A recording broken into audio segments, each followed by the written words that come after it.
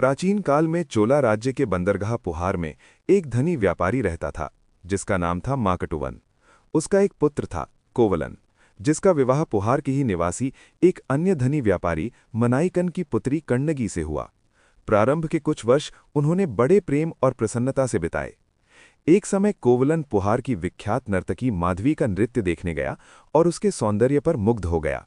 उसने माधवी के लिए 1000 स्वर्ण मुद्राओं का शुल्क चुकाया और उसके साथ सुख से रहने लगा।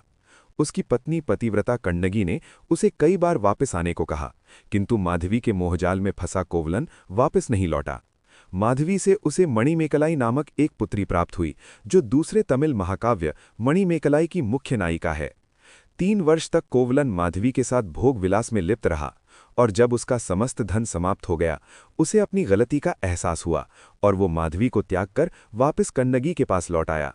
इससे व्यथित होकर माधवी अपना पूरा धन लेकर कोवलन के पास आई और उसे वापस चलने का अनुरोध किया, किंतु कोवलन ने वापस जाने से मना कर दिया।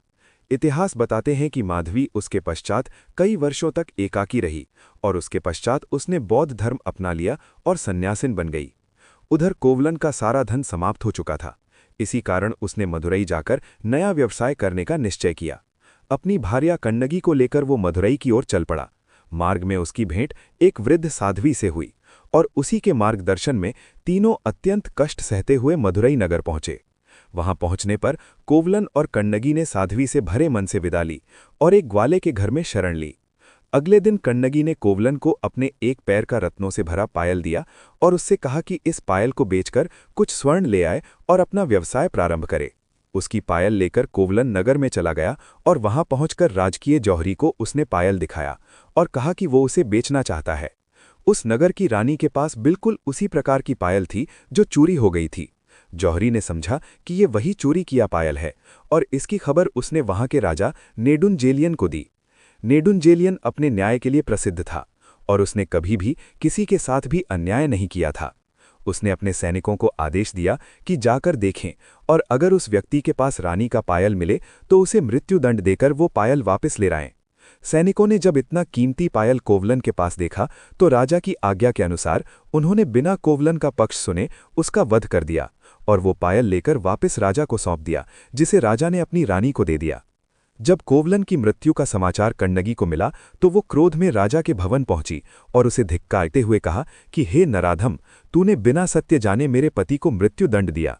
किस आधार पर तू अपने आप को न्यायप्रिय कहता है? इस पर राजा ने कहा, हे भद्रे, मेरे राज्य में चोरों को मृत्युदंड देने का ही प्रावधान है। तुम किस प्रकार कहती हो कि तुम्हारा पति चोर नहीं था? उसके पास मेरी पत्नी के पायल प्राप्त हुए। क्या तुम्हारे पास कोई प्रमाण है कि वो पायल उसने नहीं चुराया?